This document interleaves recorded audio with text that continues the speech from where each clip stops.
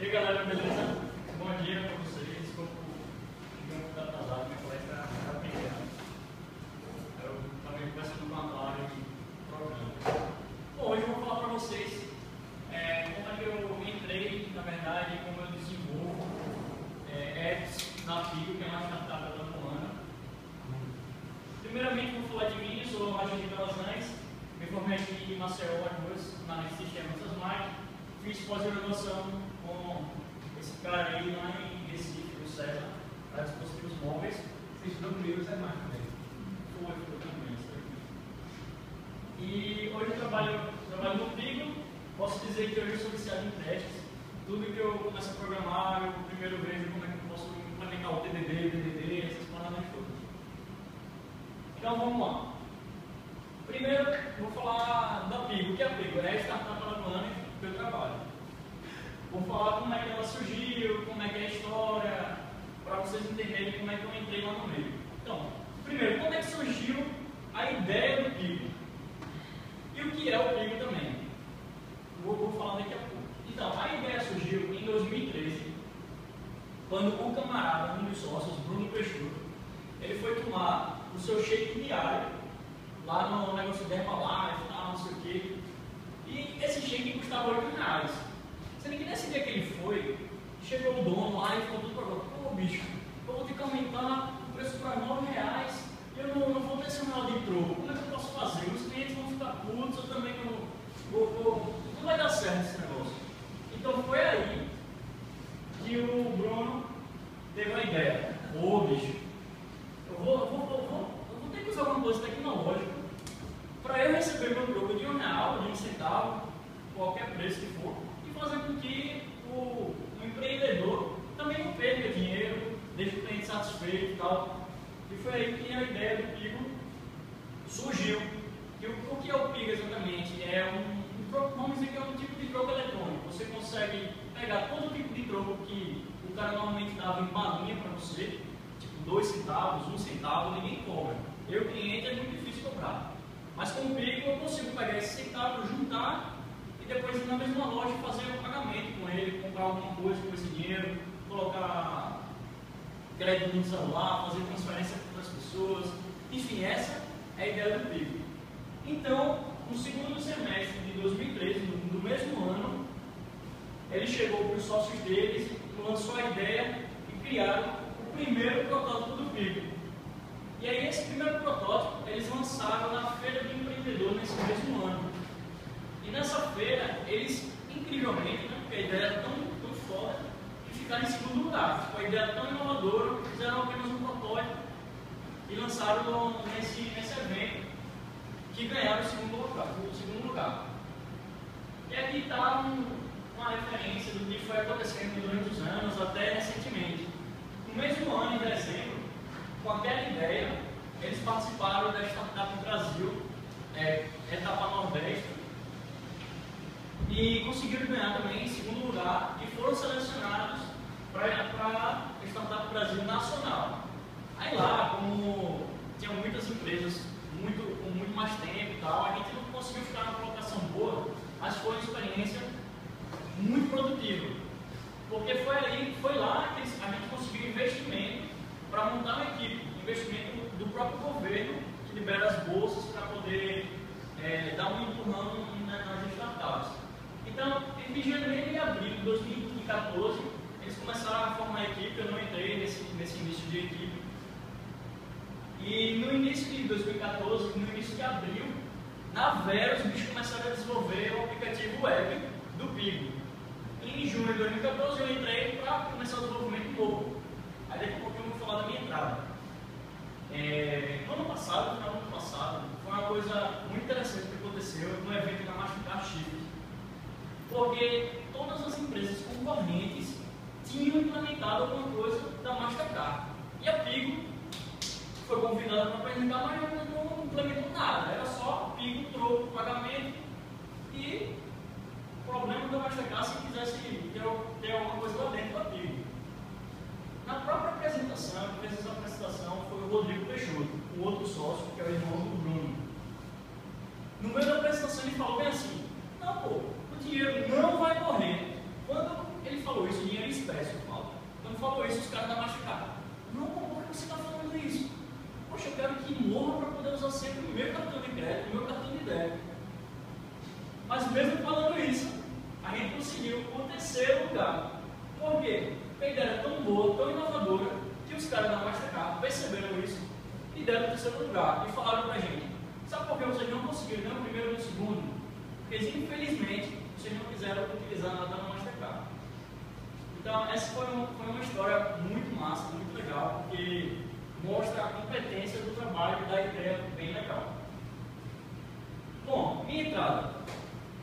Em julho de 2014, quando eu entrei, eu fui chamado para desenvolver uma app. A primeira app da gente mobile foi para empresas, que é o PDV, chamado Ponto de Venda.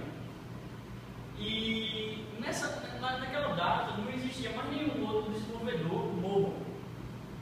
Então o Bruno chegou e falou para mim, não se preocupe, já que a galera aqui meio que não desenvolve ainda mobile, eu vou te dar carta branca para fazer o que eu quiser. Você fazer o que quiser. Eu pensei, pô, não, todo um sonho. É impossível isso. É um sonho de qualquer desenvolvedor começar uma app do zero e fazer o que eu quiser, tá ligado? É muito difícil. Então, quando eu descobri que era um sonho, eu fiquei imaginando, pô, eu vou construir o melhor app com todas as ferramentas que eu vou usar. Então, eu vou construir o melhor edifício, o melhor app sem quebrar nada, com tudo redondinho. Vou tentar escolher as coisas mais simples, mais fáceis, rápidas, ágeis, usar testes, usar tamanho de projeto, enfim. E aí foi quando eu comecei a fazer a listinha do que eu ia precisar inicialmente. Inicialmente eu ia precisar de um RM simples. Por quê? Porque eu precisava salvar o estado do usuário, se ele estava logado lá no servidor ou não, salvar extratos, enfim, algumas coisas que a app exige. Outro ponto que eu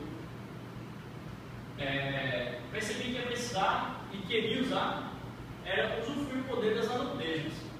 Os annotations já era do próprio Java e quem me sugeriu até o uso dele foi o Bruno. Por quê? Porque eu estava querendo usar o estilo Rails de validar. Como o Java não tinha uma coisa parecida, ele falou, bicho, tu pode estar usando uma annotation para fazer uma coisa mais prática, como se fossem as validações, os métodos de validações de Rails. Então, porra, boa ideia, eu vou dar uma estudada aqui e ver como é que eu posso interagir. Outra coisa, código clean. Métodos fáceis de ler, métodos pequenos, tudo separado nos seus lugares corretos. Como eu estava sozinho e tinha carta branca, nada melhor do que tentar fazer isso já no início, né? E abusar dos listeners. Os listeners eu vou explicar daqui a pouco do que é, mas é meio que um padrão do que o Android usa hoje. Tudo ele usa muito listener. São tipo observers.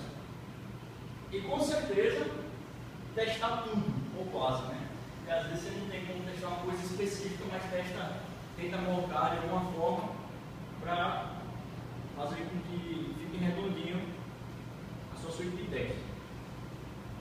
Então, falando primeiro da minha opção do RM que eu escolhi, foi o Active Android.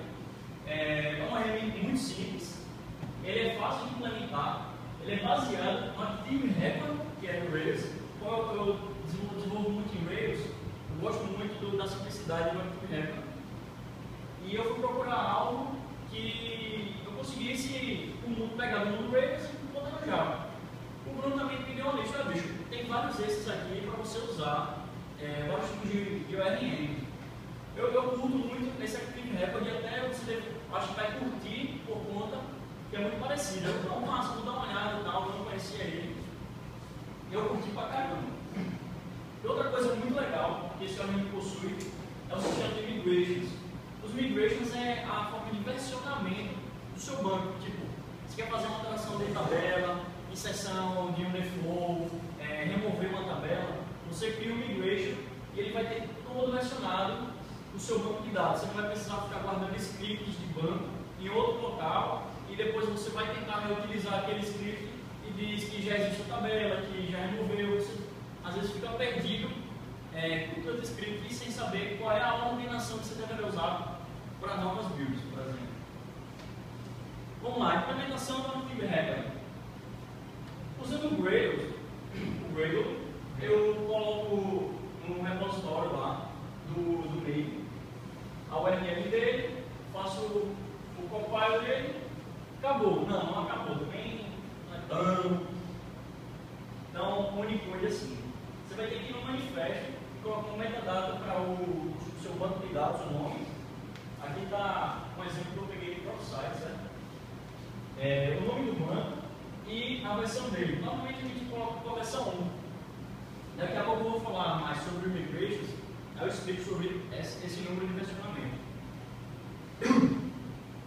A outra parte que precisa ser feita é você chegar no seu model e estender da classe model que vem da libNotive Android. E o restante, para você identificar aquela tabela, identificar que é uma coluna, basta você colocar a anotação table e a anotação column. Se você quiser mudar os nomes, não quiser os padrões que você está escrevendo, basta você colocar a property name, o parâmetro name dentro dessas annotations. Ela é tão completa e simples que ela aceita associações de modo fácil. Ela não dá muito problema com associações entre objetos. Bom, essa é a implementação. E ela é tão semelhante ao Active Record que eu separei alguns métodos que a gente pode usar para buscar, salvar ou deletar dados. A primeira opção, eu faço a instância de categorias, digo que aquele restaurante tem o nome de restaurantes e dou um ponto save. Quando eu dou um ponto save, por debaixo do pano, ele já faz todo o script do banco lá, que vai salvar a tabela tal, não sei o quê. No Hibernate, por exemplo, que é web, a gente normalmente tem que fazer pelo menos esses métodos e especificar alguns scripts. Aqui não, aqui é tipo um método só e já faz tudo para você. Você pode sobrescrever, enfim, pode melhorar de acordo com o que você queira. Eu quero deletar um objeto. Tem várias maneiras. Aqui eu coloquei 3, que é primeiro você dar um load no item, você coloca a classe que você quer dar o load e o ID dela, e dá um delete. A outra é você chamando o método de classe delete do próprio item, que ele vai ter justamente porque ele herda do model lá do Android. Passo qual é o tipo da classe e deleto ela com o ID.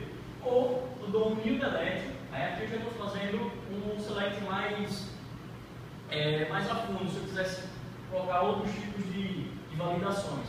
Aí eu coloco de onde ela é, o que é que ela vai verificar e vai executar aquele delete. Agora, esse exemplo que eu coloquei aqui, em uma outra semelhança, já é o código da gente lá do Click. Eu pego o getCurrentUser, que eu preciso só dar o select da tabela tal. Se eu tenho alguma associação, nesse caso eu tenho, eu dou um join, faço a validação do join, de onde ele vai comparar com o que, faço o where, que é, nesse caso, para saber se ele está logado ou não lá no servidor, e dou um execute single. O legal, aqui embaixo é praticamente a mesma coisa, sem os joins e o wheres, eu só dou execute. O execute e o execute single, como vocês podem ver, ele retorna uma lista e aqui já retorna um objeto. O legal também do Active é que ele já faz o build e popula tudo automático. Quando você dá um execute single, ele sabe qual é o objeto que você está procurando, ele já vai pegar a resposta do banco, popular o seu objeto e retornar um objeto limpo para você. Outro ponto interessante do Active Record é que a gente não tem que fazer a conversão do tipo do objeto. Ele já faz isso para a gente usando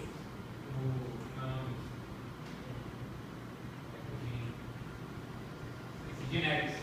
Usando generics, por exemplo, aquele from ali, ele já identifica também qual é a tabela e qual é o tipo do objeto. Então, quando você roda o execute e o execute single, ele já faz o teste do objeto para o objeto. Você não precisa ficar convertendo e populando para você, ele já faz isso para você. Como ele falou, quando você bota o from, ele já identifica que o retorno tem que ser essa classe que ele está dentro do from. E aí, mesmo você tendo outros objetos embutidos nesse component user, ele também vai identificar que é uma outra associação e vai começar a popular para você também. Já na parte dos migrates, uma outra coisa muito legal. Todas as classes novas que você cria e você quer que ela salve no banco, basta você adicionar adicionar a classe, estender para model e alterar o version DB, que aí ele automaticamente vai criar essa classe para você. Mas caso você queira fazer coisas excepcionais, por exemplo, remover uma tabela, remover uma coluna, adicionar coluna nova, basta você fazer o quê? Se você está na versão 4, por exemplo, na versão 5 eu quero remover uma coluna ID não, uma coluna OI. Você vai colocar dentro da parte de migration um SQL com o nome 5.SQL, tem que ser exatamente o número que ele vai migrar, e lá dentro você bota o script de SQL, drop, table, remover coluna, enfim. E quando você faz isso, você criou o 5 e bota o 5. Quando você vai startar o app, a mágica que ele faz para não rodar todos os scripts anteriores é por debaixo dos panos, ou seja, ele verifica que já rodou o 3, então ele não vai rodar de novo, já rodou o 4 se houvesse, e quando bater o 5 ele vai, eu estou na versão 5, então eu vou pegar alguma coisa do 5. E quando ele rodar pela primeira vez, beleza, ele já seta que já rodou. Se você fizer o build de novo na mesma versão, ele não precisa rodar de novo. Então, essa é uma facilidade que eu também queria ter, porque no Java, para você fazer essas migrations, você normalmente usa outros softwares, outros APIs que não vem pronto, não vem o RNM pronto. As validações com os annotations. O que é que eu pensei? Pô, a facilidade do Java, é simples, é elegante e é o pouco, velho. Você, depois que começa a usar, não quer mais parar, velho. Beleza, aqui foram algumas annotations que eu criei para os meus models, que foi para verificar a obrigatoriedade do campo, se o CP está com formato válido, CP é pessoa, se é CNPJ, CPF, e um formato válido para qualquer outra coisa, que seria para data, para time específico, você possa mesclar e ele faz.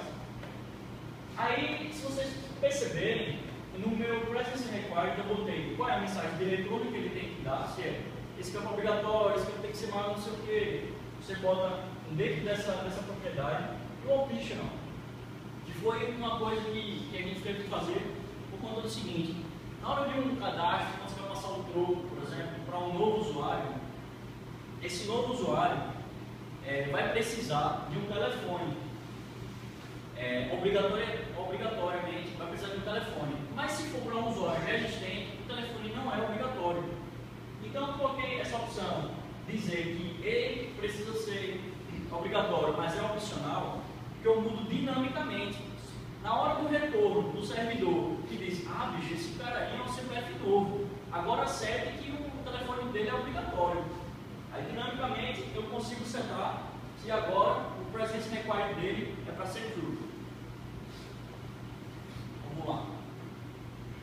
Como é que eu adiciono essas annotations? Da mesma forma que eu adicionei no Active Record com @com, @table, eu adiciono o presence required